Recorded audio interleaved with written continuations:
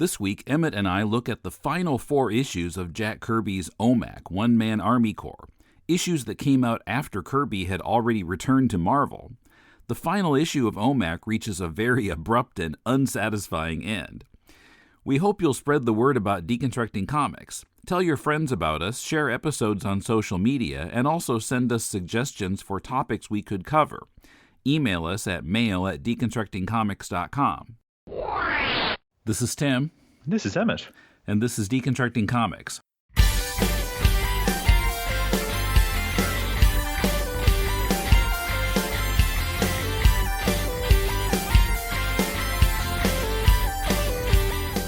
Welcome to Deconstructing Comics. This is Tim in Tokyo, and joining me from Country Victoria, Australia, it's Emmet. Hello. Hello. Hello.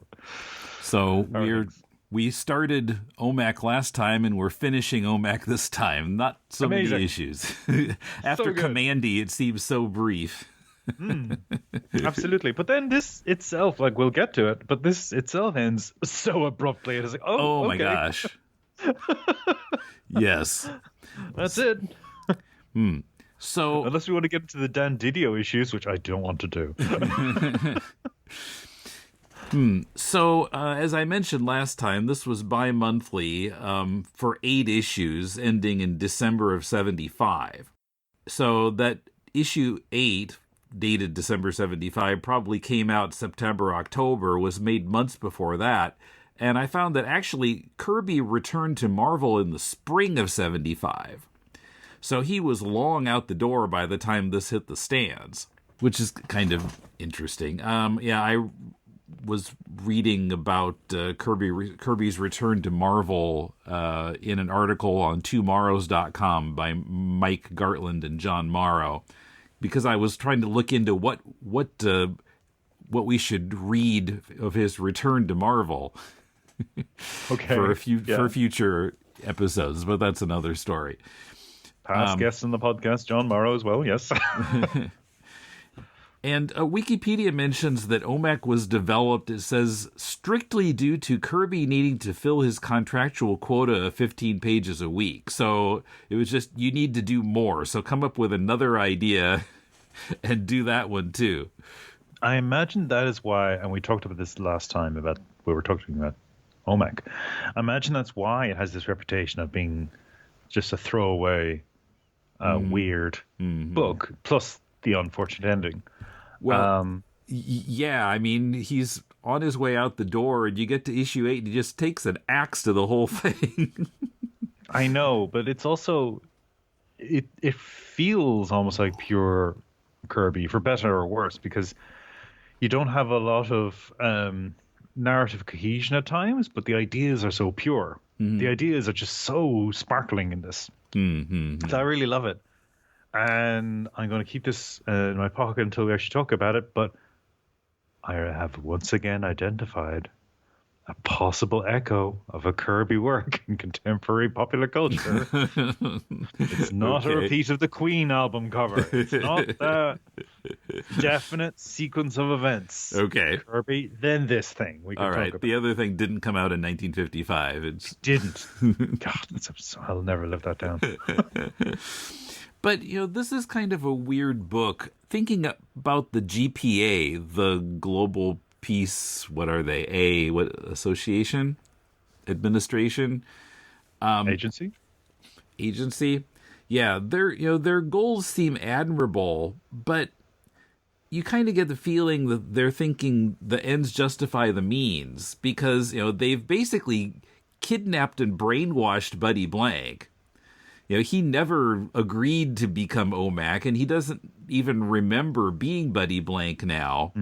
And, the GPA says, we can't do violence, but it seems like others doing violence in their name is fine. Not only OMAC, but in the 8th issue, Brother Eye gets really violent with the villain, throwing furniture at him.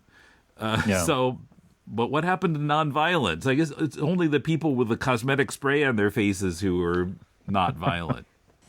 I was laughing at one point where the GPA agent was talking again, this creed they have about not showing their racial background. So they've got this mask, and he's holding this canister with his clearly a Caucasian hand. I was like, God damn it, please wear gloves. But I was wondering, the attitude of the GPA and how they do things, if Kirby was if that was meant to be part of what was shocking about the world that's coming, that this future agency says, we'll do whatever we want to bring world peace. It's an ideology based around pacifism that's systemic. Like, it's not simply... It's almost like the flip side of the hippie movement and the sort of mocking of the peace and love generation approach to conflict. Where they say, oh, well, you just want your problems to go away. And they say, no, we'll make them go away. But we'll use instrumental reason to make things go. We will create this creature that will resolve these conflicts for us, this one-man army corps. And there's something really fascinating about that idea. Like, he's sort of... This is Kirby's response to criticism of pacifism being irrelevant or naive. This is what he comes up with. And you were pointing out that Buddy Blank isn't... there's no consent from Buddy's part. Like, Buddy's transformed into this entity. And the name feels significant, Buddy Blank. And I do wonder if Buddy is in effect a non-person within this world. Because my question is, what is this world? This is not ours. It seems to be a separate kind of reality. Like, the GPA are already established and everything. And the wealth of the criminals is extravagant. And people can rent cities. And there's all sorts of strange science happening here too. And I is this like another Earth where things are progressing down a completely different path, and we just never really get to explore that? But it feels unreal in a number of different ways. So maybe this idea of peace it's almost like an article of faith, because individual characters who meet the agents, we have a couple of scenes with one or two people, like third parties meeting agents, and they go, oh, it's a GPA agent, So they're known. They're not a secret organization. They're known. Everybody recognizes the GPA agent. Yeah. So what's happened in this world for this to be the case? So yeah, I think it's interesting, because I feel like there's an idea here of a kind of America or a kind of world that Kirby's illustrating, but it's not ours.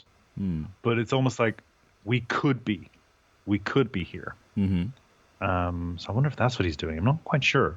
I'm quite sure to make of it. All right, well, let's dig into issue 5. And the picture on the front of issue 5 shows elderly people wrapped in towels who are walking into some kind of machine, and something's going on inside that's like these pepperoni pizza spots around a white, body silhouette, yeah. And then coming out the other end are all these young people wrapped in towels. So it looks like from the cover that there's a machine that just makes people young again, and that's not what the story's about. No, and we actually see in quite brutal detail what the story is about on the first page. And I imagine that's why the cover is the way the cover is, because it's like this rejuvenation process in the cover, but in the first page it's like, no, it's actually the removal of a brain and transporting into the skull of a younger body. Which is where I will immediately turn to my recent point of reference. Okay. To this issue, which is the movie Get Out. Now, long after this came out. Tim, you don't like horror movies, so you probably haven't watched Get Out.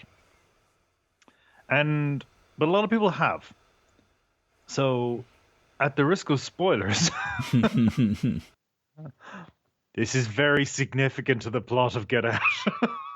But also in that movie, and I won't belabor this point, but in that movie there is this emphasis on old people bidding on younger bodies. Literally bidding. Huh. And we also have a scene depicting that in this issue. So I won't belabor the point because I think Get Out's a wonderful film. And if you're listening to this and you haven't seen Get Out yet, I truly apologize because I've revealed a detail of the movie. But overall, the movie is well worth your time watching. It's a great film. Scary, spooky. But I think there's a connection here. I think, this is something that would have maybe influenced that movie. But I'm sure they can both also stand separately as, similar ideas. But the fact that you've got the bidding scene as well, I was like, oh, come on. That's literally the same scene. They're holding up things and everything. Anyway. Huh. Okay. Also, his headline on this cover is saying "New Bodies for Old." I was looking at that and I was thinking that feels backwards. I would have expected old bodies for new, but because it depends on what your point of view is. Well, it's new bodies for the old. For old people. Yeah. Yeah. I think it sounds like new bodies exchanged for old bodies, but that's... Well, you are. They are purchasing them for a lot of money. That's the plot. Yeah. I don't know. Anyway. Yeah. Yeah, I see. It's an awkward phrase. I hear what you're saying, but yeah, and then immediately inside we have the sequence, which is also on the back of my trade. It's a very stark, beautiful splash image, which is the young people being manhandled into this sort of underground laboratory space. Pages 2 and 3, yeah. And then this very beefy guy has an actual auction amount on his chest of 750,000. Cheap. Very cheap. Yeah. No, it's a really striking. This storyline is the best of the remaining issues of OMAC, I believe. Mm-hmm. Yeah, so what's happening here is someone is presenting to OMAC some slides or something of what's going on, that rich old people are buying the bodies of other people who were like kidnapped and having the old people have their brains put into these young bodies. What I find interesting as well is that they're explicitly rich old criminals. Like they're members of the crime cabal. Like that keeps coming up. And I wish it had just been no, they're just rich old people. They're so wealthy, they do not care about the morality of what they're doing. Mm-hmm. They're just going to take these younger bodies. But here they're crime bosses and so forth. Well, I don't know. So the young bodies were stolen by the crime cabal, and they're auctioning them off. But I'm not sure that the auction customers are necessarily criminals or crime cabal members. I didn't get that from it, but that's how I read it, or at least they were the first in line to do it. They were maybe the key investors in the scheme. Well, okay, I guess with the bit of dialogue on page 2, it's a break for the leaders of the crime cabal. We can be the first to try this. Okay, so I guess you're right. Okay. Mm-hmm. And so the guy makes his presentation, and then so OMAC was assuming that he was like a criminal who was spilling the beans on his organization, but it was actually a GPA agent who was undercover in the crime cabal. And after he's explained the story, then he puts the cosmetic spray on his face. You can still see his white hands, but but yeah, it turns out that he's a GPA guy. Yeah, but he's also been identified as a stool pigeon, as a rat. And the gangsters are the crime cabal are now coming after him, but they've got super high tech weaponry. So it feels a lot like Intergang here. It feels like a sort of leftover concept from a First World story, particularly the fact that they got these sophisticated weapons, including a camera mounted on a rocket to actually. So the crime boss, whose name is Fancy Freddy Sparga, wonderful name. So he can actually watch from his helium bed the rocket aim directly at the agent. They don't know he's an agent. They just see him as somebody who's ratted them out. And yes, he's got this. Yeah, I guess there's a camera on it too, but it's on this missile rifle, which is basically a shoulder-launched missile, like actually exists now. Mm-hmm. Don't think it did in 1975, but oh wow, yeah. So I mean, Kirby predicted some stuff that I really would rather didn't exist that actually does now. Yeah, we actually have cameras on missiles. We actually have watched. Yeah, that's true. Actual descents down into the battlefield or onto the target, and this was a feature of, I think, both wars in Iraq, which was that so much of the televised footage was shown by the American military to the world, just demonstrate, hey, look what cool things we can do with our weaponry, and look how many people we can kill with this. And in this really dispassionate way, actually demonstrating how deadly the weaponry was, they made it entertaining. They actually made it an entertainment to watch people getting murdered with these weapons. So I think that's, Kirby, again, was a prophet in many ways. And I think he sort of articulated where the technology would go with these kinds of men. This is what they would do. They would make it an entertainment. That's exactly what this scene's about. The guy's relaxing, watching his, enemy get murdered on camera. Closed circuit television. Yeah. Okay, and they have figured out that he's a peace agent. The guy back there with the binoculars says.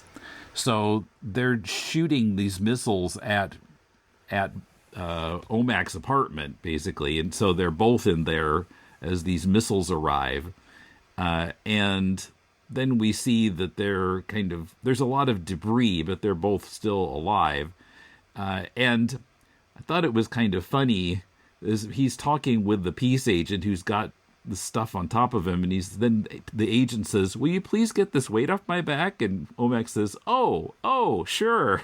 Like, I didn't think about that. Oh yeah, I'm super strong. That's right.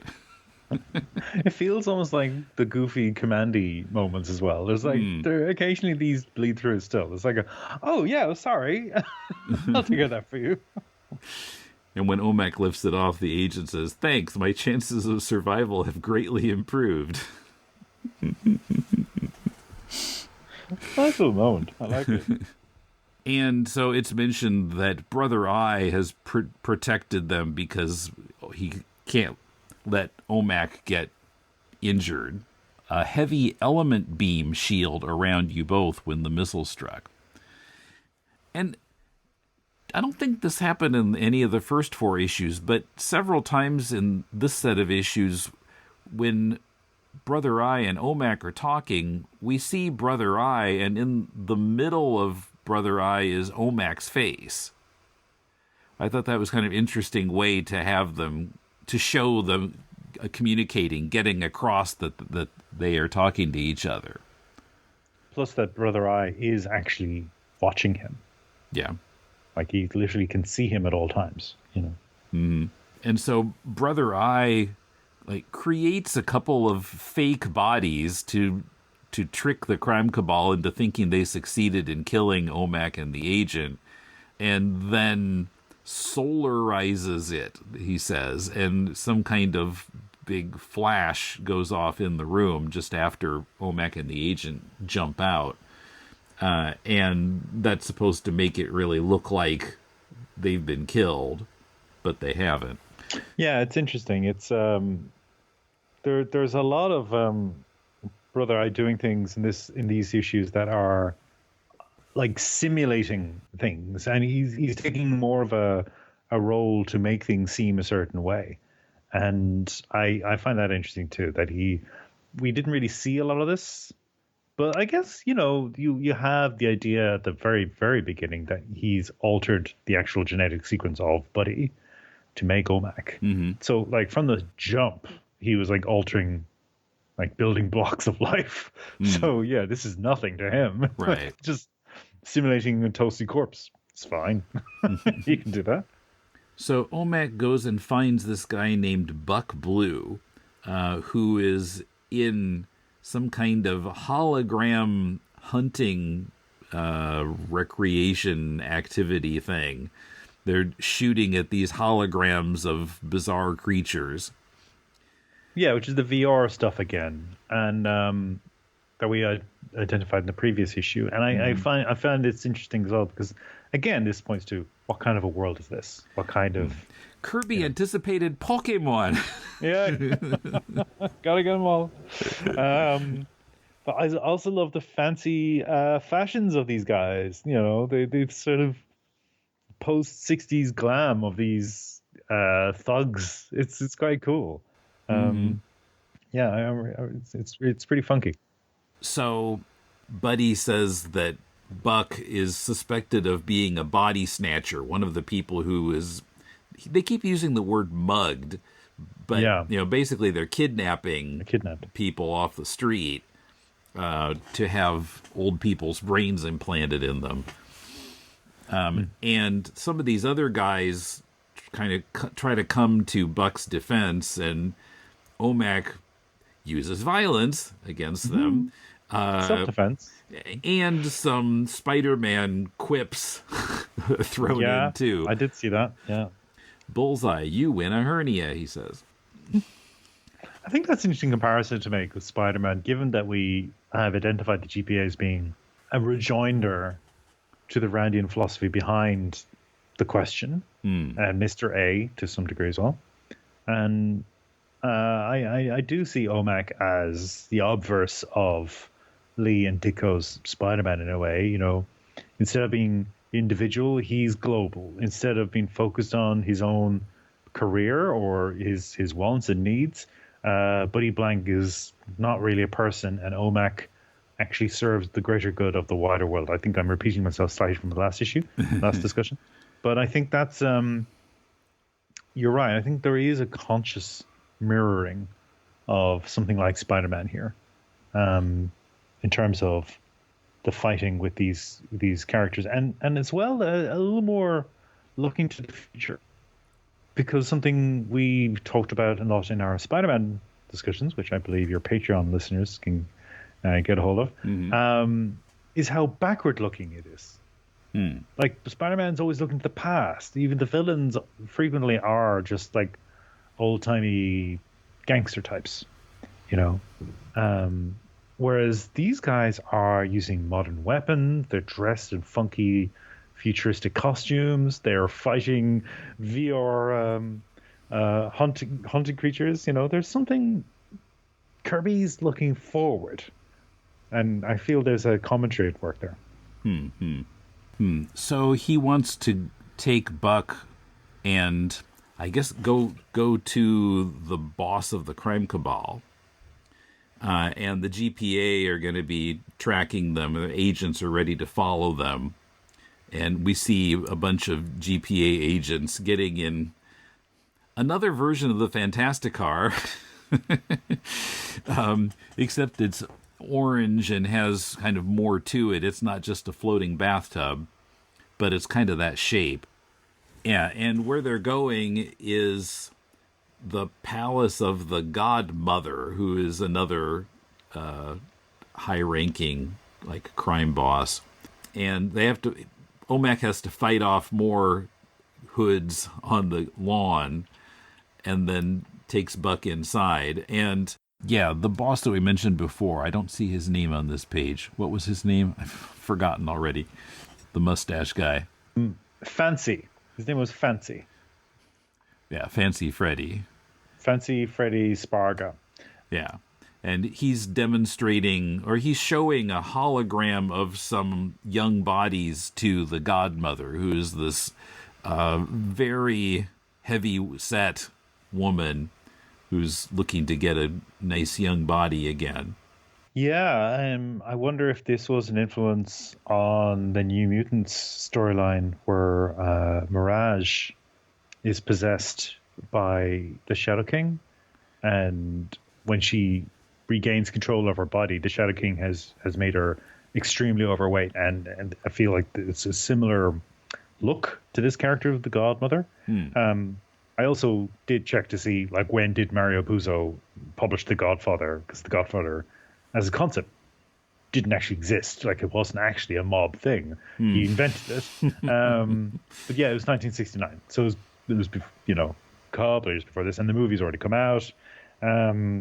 So yeah, I think the people know what the Godmother is in reference to here. I think the readers would know what it's not a fairy godmother. Yeah, no. Although I imagine there's a bit of a play on words there. I mean, similarly to Granny Goodness as well. Like, there's a bit of she's your fairy godmother, or your fairy granny, but no, she's evil. She'll torture you at night. And so they confront Freddy, and it turns out that one of the young people who's been kidnapped by Freddy's people is Buck's girlfriend.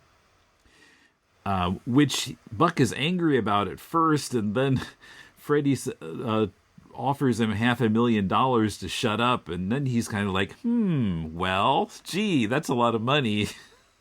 And, of course, OMAC gives him a hard time about that he's kind of, his morality is so flexible. Yeah, and it doesn't actually, it gets resolved. Well, we'll get to it, but like I do like the fact that this continues to hang over him. This is not a case of, the thug then becomes a better person. Like, this basically stains his soul for the rest of the issue. Like, the fact that he willingly considered it actually keeps coming up again. Mm-hmm. Yeah, this is a two-parter, and he's never really turned good in this story. No. He remains the way he is. Yeah, which I liked. I thought that was an interesting. Yeah. Again, there's no redemption for these characters. It's just like, they're just awful people. Mm-hmm.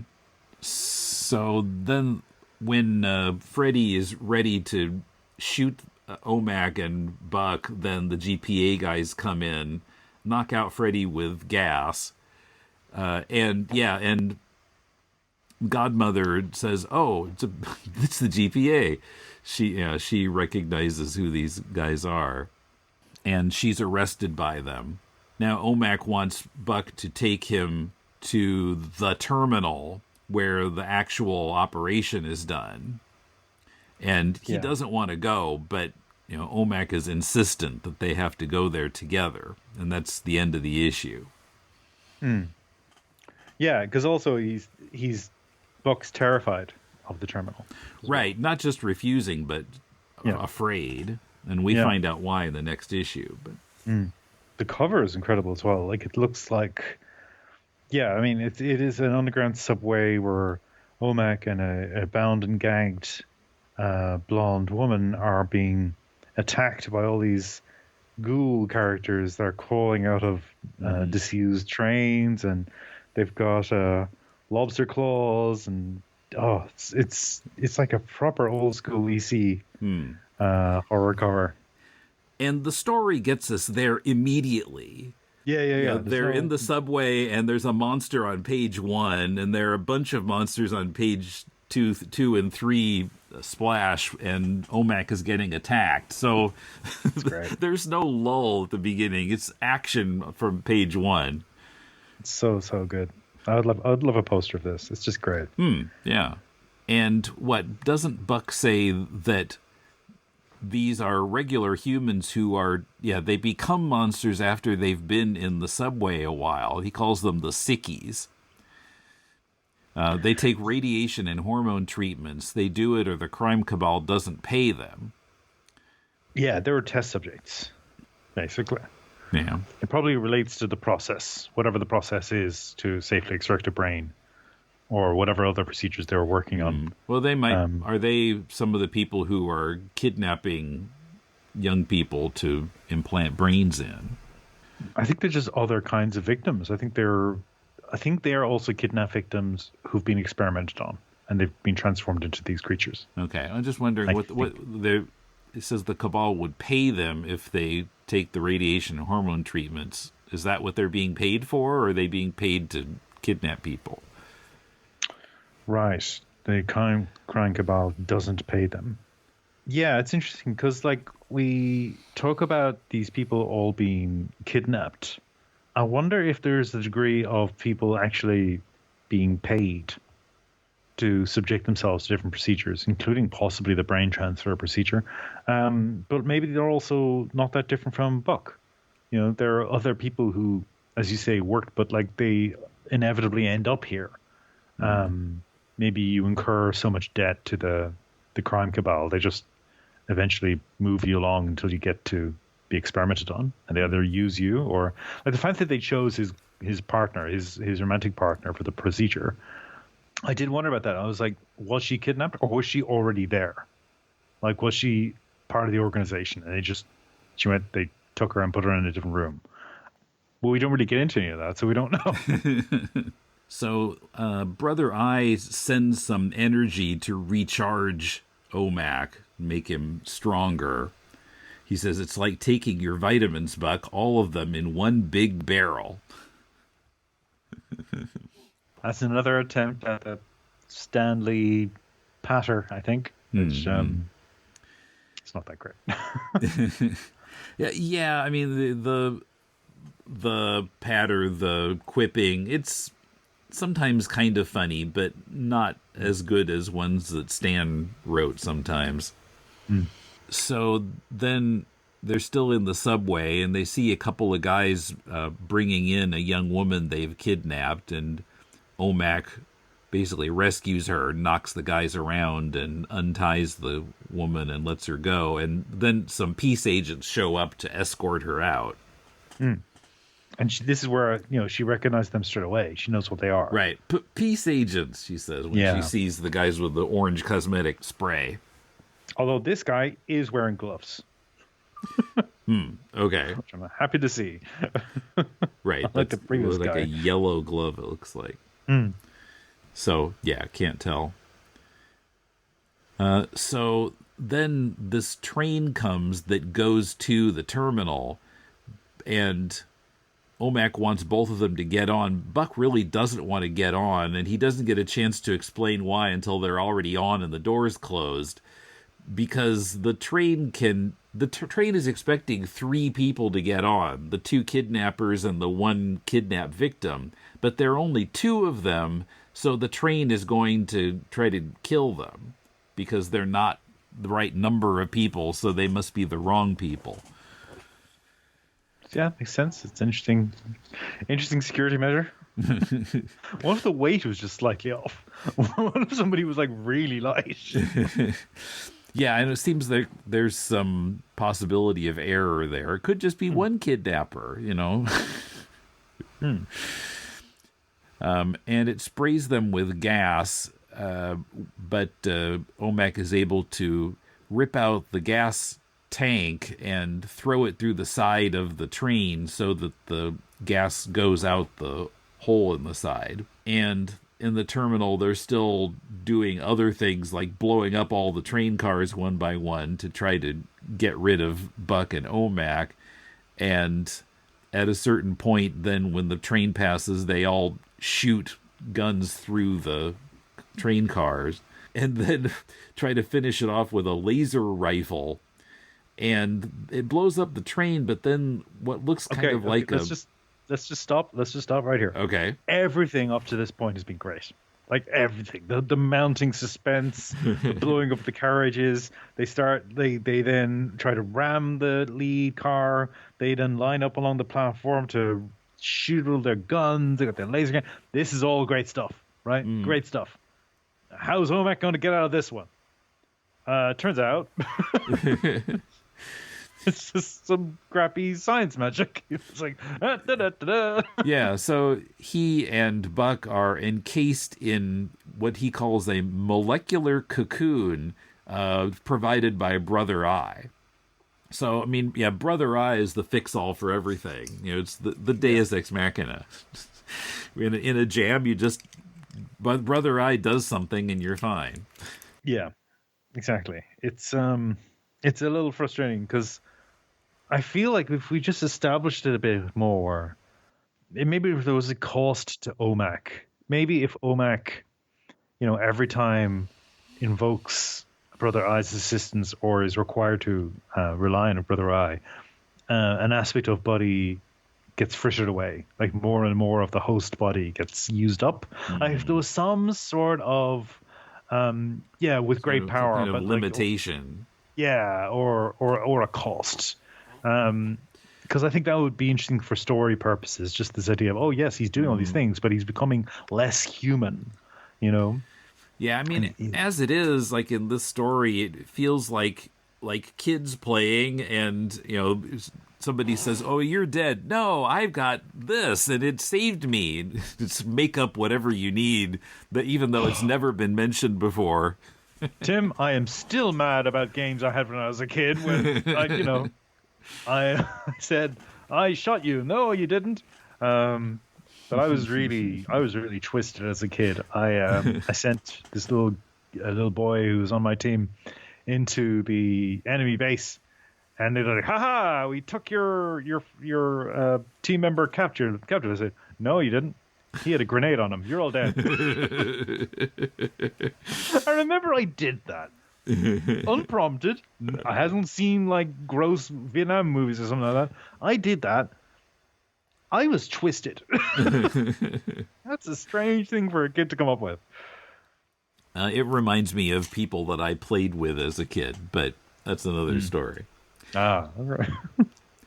So, of course, they make it into the terminal, and then we see the elderly guy who's there for his new brain, and with the surgeons, and the whole surgery is on this printed circuit board, and they just like shove it into the machine like an Atari cartridge, and put the new body and the old body into this machine, and it's supposed to do the surgery. Yeah, again, like he's got this vision of super sophisticated computers doing all these miraculous things, and that's we've seen that as a recurring idea. Medi-mind, it's Medi-mind. So this is a form of artificial intelligence in the true sense, not the we take a bunch of stuff that somebody else made and we glue it all together and we call it original work, which is apparently what AI means now. But this is actually a thinking machine that, when directed to perform these sort of magical miracles, can do so. And they've basically given it a command card and set it on its way to perform the procedure. And we're told here the stolen computer, I find that interesting as well, it's stolen. The stolen computer that performs medical miracles with the ease of a pinball machine. So yeah, it's this idea of technology being invested with all this power and ability and genius, and the humans are basically just standing back and going, all right, make the thing go. Which I think we've seen again and again in the fourth world stuff with apocalypse technology, and it's explicitly framed as an evil thing. That, if we are too reliant on machines, if machines are given all this power, this is evil because it'll just be used by evil people. And it will actually take away a lot of agency from human creativity. And it's never explicitly stated, but apparently the old person's old body and the young person's brain are just trashed. We never really hear, but it's sort of the implication I picked up. It's not like they're going to put the old person's the young person's brain in the old person's body. I think those are just going to be discarded. Yeah, or potentially recycled in some way. Like that could be where this is going. Yeah. Again, they don't explore that. Yeah. So, of course, OMAC and Buck get there in time and are able to prevent the surgery from happening. And then Buck pulls a gun on him. I wasn't quite sure why. Because it's the forgive me for quoting Joss Whedon, but it's that Joss Whedon like, oh, curse your sudden but inevitable betrayal. Like, of course he's going to do it because that's what he's going to do. But yeah, OMAC's ready for him, and Maybe like, just to make clear that he's not redeemed. He's not redeemed. Same. He is a crook. He's a crook who would have sold out his partner for $500,000. Like that's who he is. Yeah, but a lot of GPA agents arrive and they say, Buck, if you try to run, you'll be running into a cloud of sleep gas. And they're dealing with all of the surgeons there and everything, and I guess releasing the young people. And OMAC points out Buck's girlfriend there. Yeah. I guess Buck is still interested in her. OMAC says, she'll wake up soon to sunlight and freedom because you helped us, Buck. Buck says, yeah, I also did it to save my own skin. What will she think of that? And then OMAC's weird line is, I don't know, but she will, and you will. Yeah, that's what I'm saying. He has to live with it. Will what? Yeah. You will know. He did this, and she will know that he was involved, and she also knows that, his saving her was just to save himself. Like, okay, and it's just the construction of those sentences didn't work for me. Like, I couldn't find a verb to put with will. I see. It's no. It's to know. Like, she knows you know that you did this too, and you're both going to have to live with it. Okay, even though the word no doesn't appear in any previous panels. Yeah, true. Sorry. Think is what she says. Yeah, what Buck says. She will think and you will think. That's like, huh?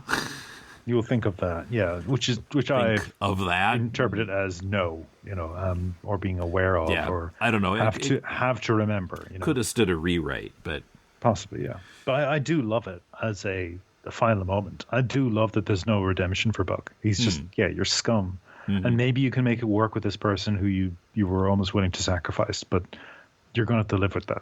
Like, I think that's really powerful as an ending. Yeah. Yeah. No redemption. No redemption. Our discussion of OMAC issues 7 and 8 is coming up as Kirby takes an axe to the whole project. But first, a reminder to join us for 20th Century TV and music trivia quiz videos and more on our Patreon page. Patrons donating $4 a month or more get access to our podcasts on the first 50 issues of The Amazing Spider-Man. The podcast series is finished, and next month we'll begin a series on Captain Marvel as rendered by Jim Starlin. But the only way to hear the podcast is to join us at patreon.com/deconcomics for at least $4 a month. We look forward to hearing from you. When you watched Batman as a kid, you enjoyed the colorful heroes and villains, the text sound effects on the screen, the thrill of watching a heroic crime fighter escaping from death traps and taking down bad guys. But the show was devised to interest adults, too. What did you miss as a kid? Sexual innuendo. The penguin's too small for me. Closeted gay characters. I like that cape, Batman. Freudian death traps. Has the giant clam really swallowed Robin? Police incompetence. Bruce Wayne is a millionaire playboy. Hardly a secret identity for Batman. Whether you're a kid or an adult, there's something to like about our favorite Caped Crusader. Tim and Paul dig for the deeper meanings under the Batmania every month. What's the podcast's name? To the Batpoles. To the Batpoles. To the Batpoles.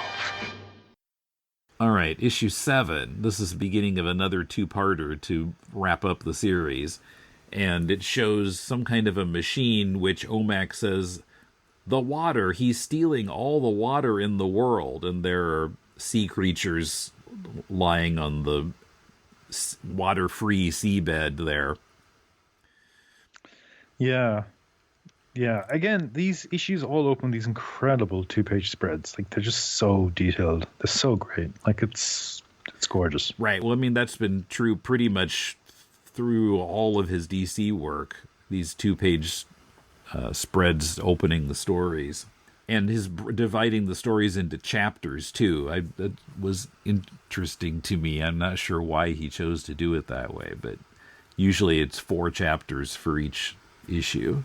So it opens with OMAC walking again along a seabed with no water, or lake, or whatever body of water it used to be. And there are dead fish lying around who've all been kind of crushed. And yeah, OMAC is wearing some kind of skis to keep himself from sinking into the sand, I guess. So, and then he finds this rectangular object, not very big, smaller than a loaf of bread, but it's so heavy he can't lift it. And even with help from Brother Eye, he has a lot of trouble picking it up. And when he does, then he sinks into the sand. So he doesn't manage to move it very far. Yeah, it's really interesting. I was just quickly looking up. I was trying to make sure I had the reference right, but so much of the splash art and the sort of Kirby weird science work here reminds me a lot of the work of Chris Weston, in particular his work on Time Breakers, which Kumar and I talked about, the Rachel Pollack book, and then his collaboration with Grant Morrison on The Filth, which The Filth is, I feel, an explicit tribute to OMAC in a number of different ways. I don't think it's for you, Tim. I don't think you'd like it. I read a few issues of it back when it came out, and I think I didn't get to the end. I didn't buy the whole thing. It was can imagine you would kind of disgusting. I love it personally, but that's me. But I can see the connection between Chris Weston and Kirby, and I can see it in that sort of maximalist approach, and so much of it is where you've got these giant robot vehicles and machines, and also when you've got that incredible splash page of the seabed creatures just stranded in the open air, like that's ghoulish but kind of beautiful, and that's where Chris Weston is also drawing a lot of inspiration from. So just wanted to quickly shout that out. So Brother Eye says, I know what that object is, and then scene change and beginning of chapter 2, and we see some kind of flying machine that drops a bar into a body of water, and the entire body of water is sucked into this bar, which is what makes it so heavy. And the force of its drawing in all the water crushes the fish. And then this machine has a weight neutralizer in order to pick up the bar containing whatever body of water this was. And the villain turns out to be named Dr. Scuba. Oh my goodness, he can't do names. He can't do them. He just can't. At least it's original. It's more original than Mr. Big, but Mr. Big. Oh god. Yes, terrible names. Yeah, Kirby was much better at ideas than names or jokes or dialogue. There's almost an impatience to them. That's almost what makes them slightly charming. It's just I can visualize him just trying to get them down into the script. Just call him Mr. Scuba, whatever. Moving on. It's just he's Fred Jones. There, finished. Yeah. All right, moving on. Next one. What's this guy called? Mr. Big. Sure, why not? And Dr. Scuba has 2 other people with him in his flying machine, and we kind of, the first few pages we never see who is in the flying machine. Finally, at the bottom of page 9, we see Dr. Scuba and the hands of the other 2 people who are revealed on the next page, a young woman and a young man, and she's said to be Dr. Scuba's daughter. Yeah. What was her name? Well, we'll figure it out. And so, yeah, Dr. Scuba is trying to steal all the bodies of water, kind of holding them for ransom. Oh, so Apollo is the guy's name. Okay, and we see him bringing in this bar that they've just filled with water. And he says that his next plan is he's got a larger bar that will hold the entire Atlantic Ocean. Now, all the oceans are connected. So you can't steal the whole Atlantic Ocean and everything else is at its normal water level. It's going to just drain all the oceans evenly, not just the Atlantic. How would you do that selectively? Like, how would you actually separate out these bodies of water? You'd have to build walls around the Atlantic Ocean bed, I guess, to dam up all the other oceans from flowing into that area. Or perhaps the bar has a limit to the amount of hydration it can sort of take in. And maybe it's a natural limit that he's calculated to run out once it gets to a certain volume. I don't know. Yeah, maybe. But yeah, without dams, you're still going to have some water in the Atlantic Ocean area. Yeah. As if this were even possible. Yeah, we're not going to challenge the science of Dr. Scuba. So after OMAC's ordeal trying to pick up that bar, we see that now he's in a rest center of the Global Peace Agency. And he's under some lamps that are labeled as vitamin light bath. The GPA agent says they figured out that the reason that bar was so heavy was that it held the compressed atoms of Lake Aragon, and explains all about Dr. Scuba. What Hitler couldn't do with great armies, Scuba can do with his devilish bars. Is the daughter's name... Sorry, I mean, I should have made a note of it, but is her name actually Seaweed? That's right. Yes, it's Seaweed. It is Seaweed. Apollo and Seaweed. Yes.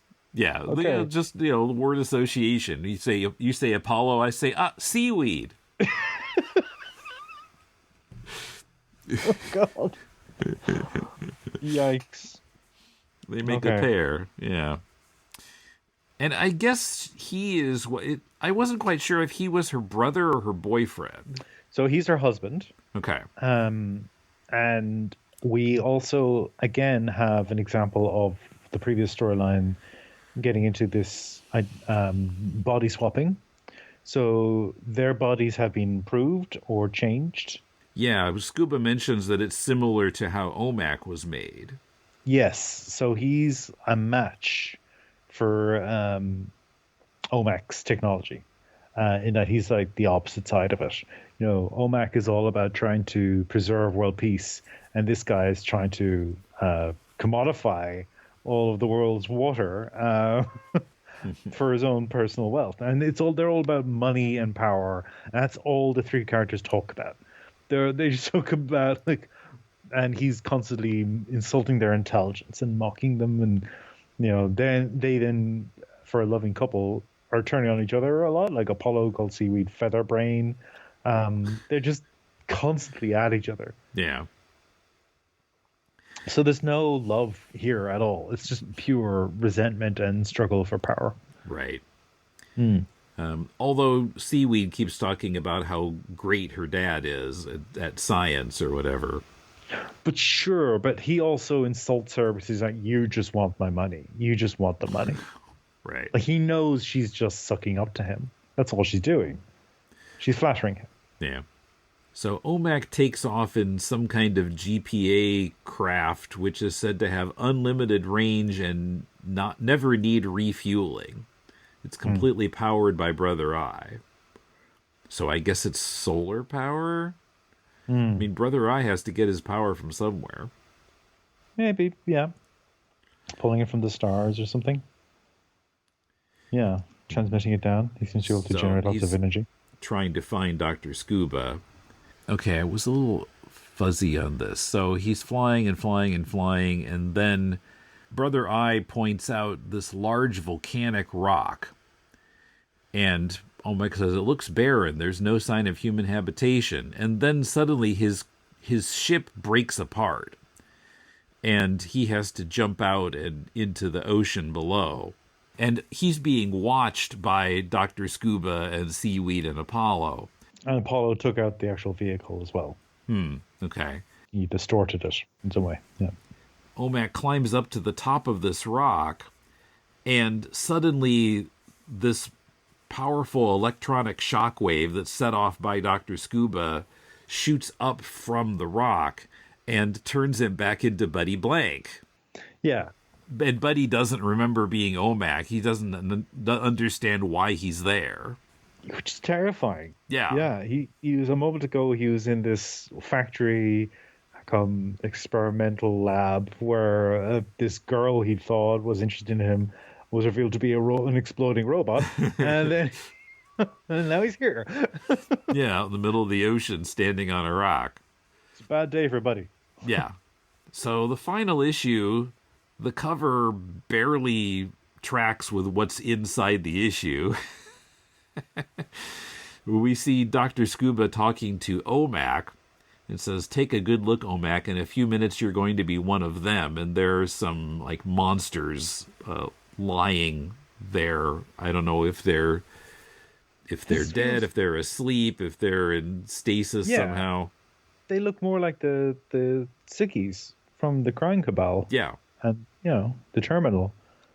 It's almost like a reworked cover from the previous storyline. It might actually be what happened. Maybe. It's Joe Kubert here again? Yeah. Or it could be that this was the original plan for this issue, and then when he decided he was leaving and this was the last issue, maybe he changed his mind.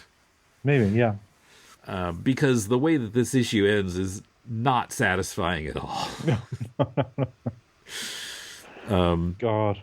It's OMAC and Omega the Unknown. Two 70s comics that just ended. And you're left to wonder, what the hell? Well, at least Omega was wrapped up in Defenders. They did a couple issues of Defenders that finished the story. But as far as I know, and I don't know if they ever... I know OMAC has come back subsequently at some Brother point, Eye's come back a bunch of times. So, yeah, I don't know what the official continuity is after this.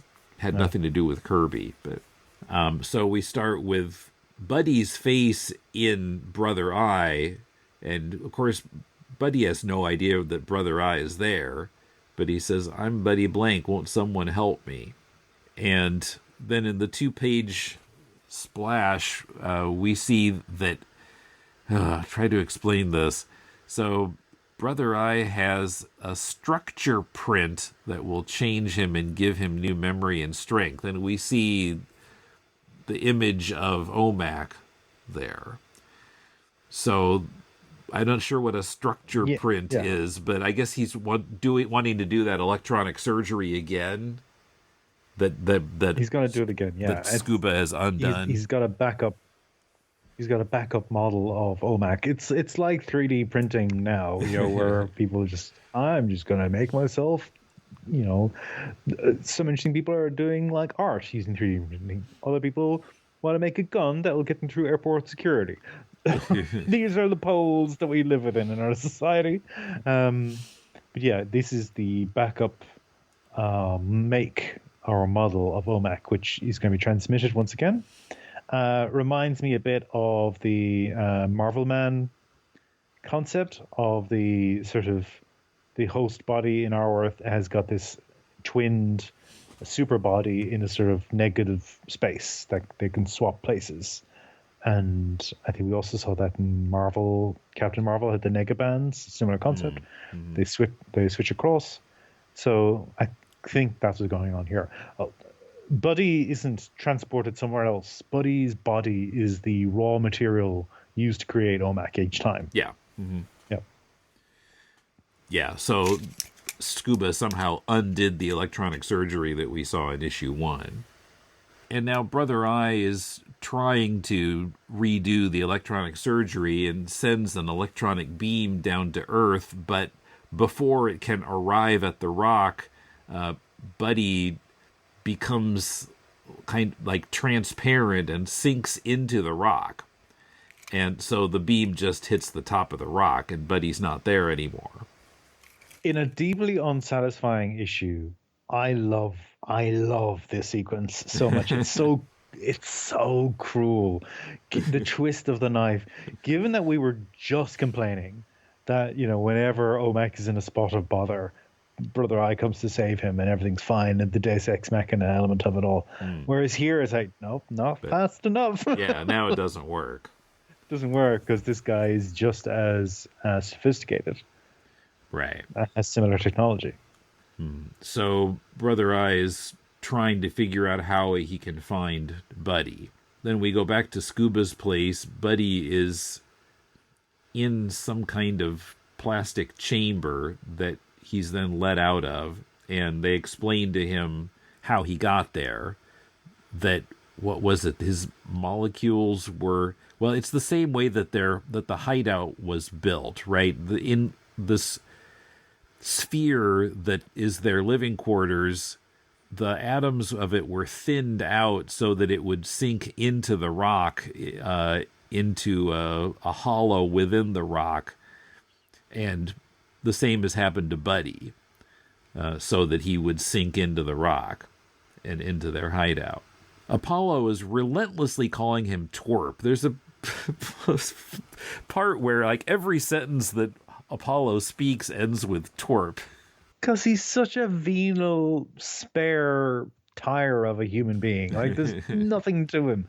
He's Seaweed's husband. That's it. And he's been turned into this Adonis by this molecular technology. And he's still just this little-minded bigot. Like, that's all he has going for him. So yeah, Buddy, despite being confused and completely unaware of what's going on, is still more interesting to Seaweed than Apollo is. So Scuba detects that someone is monitoring them, and it's Brother Eye, but he hasn't quite figured that out yet, or what Brother Eye is. So meanwhile, Buddy is being taken through a chamber of monsters, Seaweed calls it. Indeed. Now, okay, so the cover actually is an accurate reflection of the content of the issue. Right. Because it's Buddy, not OMAC, for one thing. Correct, yeah. But we should flag that Scuba got Brother Eye monologuing long enough to actually track where he is. So he's identified where Brother Eye is. Brother Eye speaks to Scuba. You're a traitor to the scientific community, Scuba. You've used your skills to blackmail mankind and bring it to its knees, but all that is at an end now. And Scuba takes a voice print of that voice and figures out that it's electronic. It's not a human. So my adversary is a thinking machine, he says. He doesn't know where Brother Eye is, but he knows what Brother Eye is. So not a human. So then, somewhat similar to the cover, Buddy, rather than OMAC, is shown this chamber of monsters by Seaweed and Apollo, not Scuba. And yeah, these people were changed into monsters by Scuba with atomic manipulation. So I guess similar to the electronic surgery that made Buddy into OMAC and these two into attractive people, at least physically attractive. Not their personalities, but personalities really need surgery now. Oh yeah, and that's kind of the point too, because then we learn that that's what the monsters are. They're men who rebuffed Seaweed's advances. And that's why they returned to these creatures, because they didn't want her. So yeah, Apollo is the one who said yes. And he's aware of that too. Like this is one of the reasons why he's such an ass, because he basically has this incredible body because he deigned to stay with this woman who he has nothing but contempt for. Like, clearly does not like her at all. Yeah. And her father has complete control over him, literally. Yeah. So, yeah, that's why he's such an unpleasant man. So now Scuba comes in and he's got Buddy at gunpoint, and he knows that Buddy can be changed into OMAC again. And he says, your allies will never get a chance to change you into a power. And then an invisible beam from Brother Eye destroys his gun. Buddy runs away off somewhere else in the compound. And Brother Eye starts kind of attacking the compound. This is where he's throwing machinery or furniture or something at Scuba, like trying to kill him. So, non-violence as long as you're actually a GPA agent. Other things related, fine. In the GPA's defense, these are all weapons and instruments that Scuba himself has down there. So Yeah.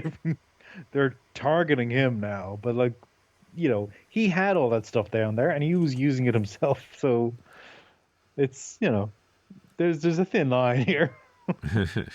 So Scuba gets a chance to do some more investigation and figures out that this machine, Brother Eye, is orbiting in space, and finally gets an image of Brother Eye. And I thought this was the weirdest dialogue for Scuba. Well, I've just got the fixins to make a hero sandwich out of you. Fixins? Are you Colonel Sanders? Yeah, maybe. He's like, because, you know, you're playing a hero, well, I'm going to make you a hero sandwich. I can see it. And he somehow diverts space debris to go to be magnetized to Brother Eye. And Brother Eye is just covered in meteorites or, you know, rocks from space. And then is heated up so that these rocks melt. And Brother Eye is encased in all this melted rock. So I guess I just have to read the narration here. Yeah, let's go. Suddenly a beam of solar intensity roars out from Earth. It heats the stones which cover Brother Eye. What was space rock becomes a molten, seething, fiery mass. It finally cools. Brother Eye is now helpless and silent in a prison of slag. But below, the effort has caused an overload in Dr. Scuba's equipment. The island explodes in a gigantic fireball, and his very success brings destruction to the evil Scuba. Is this the end? And all we see is Waroom. We have no idea what happened to Buddy. Is he dead too? We don't even see, we don't see even the rock getting destroyed. It's just Waroom and some explosion lines. And that's the end.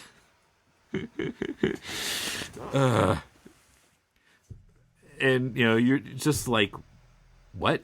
What just happened? Is the book over already? Is this what the kids refer to as a Gynax ending? Is this like where it's just like, what? It makes no sense. Yeah, there's a I'm trying to find the specific wording, but there was a story from a few years ago that Fight Club was finally released in China, and the Chinese censors edited the ending, because obviously the end of Fight Club is the collapse of the financial markets through this massive series of explosions. I'm spoiling things for everybody now. It came out in 1999. And it's this idea of resetting to zero. It's this like anarchist plot that's given full bore at the end of the film. Obviously, that's not going to play well in China. So the ending of Fight Club in China, there's a instead of banking sector buildings getting blown up, there's a blank screen. The police rapidly figured out the whole plan and arrested all criminals, successfully preventing the bomb from exploding. And then the main character got sent to a lunatic asylum. He was later discharged after treatment. It's just, that's what it feels like. And then this happened. No, okay, never mind. But it's just so, it's not what you expect, that's for sure. I mean, I thought, I knew this was the last issue, but I thought it was going to be, Scuba's brought to justice, and OMAC is going to have further adventures that we won't see because the book's over, and, goodbye everybody. But no. Or even, hear me out here, because it's a chain reaction which blows up the island, or blows up the volcano with a scoop inside. If Brother Eye was transformed into this meteor, in effect, what if then it fell to Earth and actually impacted on the base and destroyed it? So in defeating Brother Eye, Scoob has only managed to destroy himself. Like, there's more poetry in that, I feel. Yeah, I mean, that's how it felt to me, even though that's not what it says happened. That's not what happened. Yeah. But, I mean, it's that. Yeah, that works a little better as an ending. Yeah. Although still, Buddy's dead. Yeah, everyone's dead. But at least there's some follow through there. Mm-hmm. You know, instead it's like, well, Brother Eye's now trapped and floating in space. Also, these people all got blown up.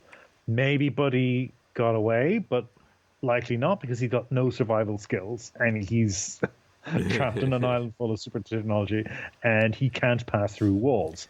So, but yeah, I guess Brother Eye isn't even said to fall out of the sky at all. No, you would think floating. that it would if it's encased in rock now, but apparently it's still probably just call it an orbit. Still in orbit.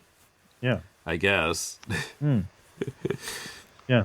I will need to actually read the because Brother Eye comes back and he's associated with Batman, and there's a whole storyline where Brother Eye's been monitoring all the superheroes for their weaknesses, and then somebody gets control of Brother Eye. That's the whole thing. And they keep bringing Brother Eye back as this like antagonist to the Justice League and to Batman, and I think it comes up in Final Crisis as well. So I'll have to maybe check that stuff out and see.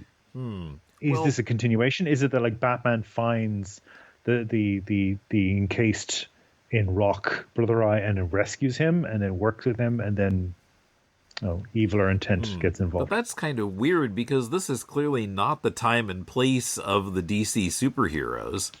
This is what I was saying to you before. Like, is this another world, or is this the DC world? And there's like this sort of secret society that's not so secret, sort of is coming to the fore. I would have guessed that. I mean, these are DC books; they'd be probably in DC continuity. But I would have thought maybe this is the future, after Batman and Superman are all gone. But I mean, if you got to make use of that IP, I guess. So we'll just kind of fudge everything and bring it into the same time and place. Yeah, it's like the Mystery Science Theater 3000 theme song, in the not too distant future, next Sunday AD, like this indeterminate time later. I mean, yeah, I did wonder about that myself. But we have no answers. We don't know. The story's concluded. That's it. Done. Good luck. Yeah. Now, this is not Kirby, but I did read in Wikipedia that in Commandy issue 50, it was stated that OMAC was Commandy's grandfather. What? Yeah. Buddy Blank? Or OMAC? I don't know. Maybe OMAC gets married later. Oh. Okay, fine. This is some Wald Newton nonsense. Not everyone has to be related. Damn it. If it's not a Summers child, it's a Skywalker. All feckin' related. So that wraps up all of Kirby's DC work. Well, we didn't talk about his... What was that thing called? He did a series about the mob. I guess it only lasted one issue. And there was a second issue that didn't come out. Kumar really wants us to do, I think it was Superpowers, which is the one that came out later in the 80s. He's sort of a brief return. Was that was a DC book? Yeah, it was a DC book. By Kirby? Mm-hmm. It just sat in the can for 10 years? No, he comes back. But he goes back to DC again. Okay. He comes back for Hunger Dogs. Ah, right. And to finish off the New God stuff. And it's sort of, it's kind of bittersweet because it's him returning to New Gods, and here's how I would have ended it, but I've had a couple of years to reflect and maybe grow a little more disillusioned. So it's sadder than he was already building up to be. So yeah, there's a couple of swan songs from Kirby over at DC. Let me just Google this quickly and I'll get it for you.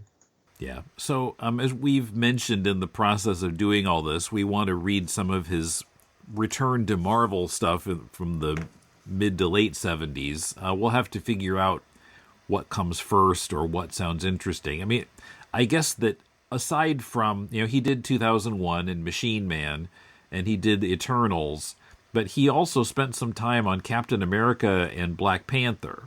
And apparently, while he was working on the series, on those series, they didn't really cross over with any other books. They kind of were in a bubble while he was there.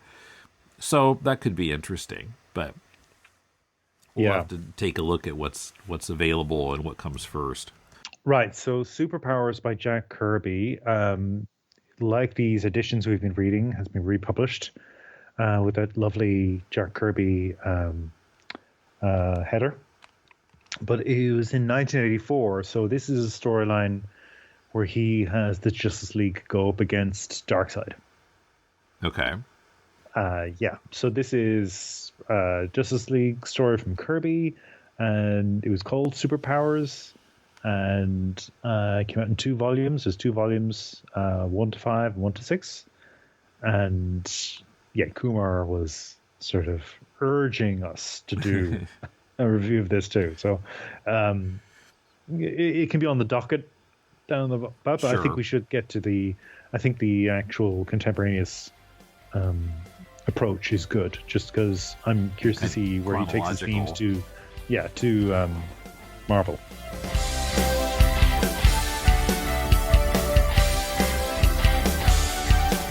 OMAC One Man Army Corps is published by DC. If you're enjoying our weekly comics talk, consider supporting this podcast by joining us on Patreon at patreon.com/deconcomics. And go to deconstructingcomics.com to connect to us on Twitter, Facebook, or YouTube, to shop on Amazon to support the show, and to find links to subscribe to the podcast. You can comment on any episode there or drop us a line at mail@deconstructingcomics.com. That's also the address for submitting your own comics work for possible inclusion on our spin-off podcast, Critiquing Comics. Our theme is by J.B. Anderton. Next week, we re-present an episode from 2015 in which Kumar and I are joined by the late, great Tom Spurgeon to discuss Stan Sakai's Usagi Yojimbo. Till then, this is Tim, and thanks for listening to Deconstructing Comics.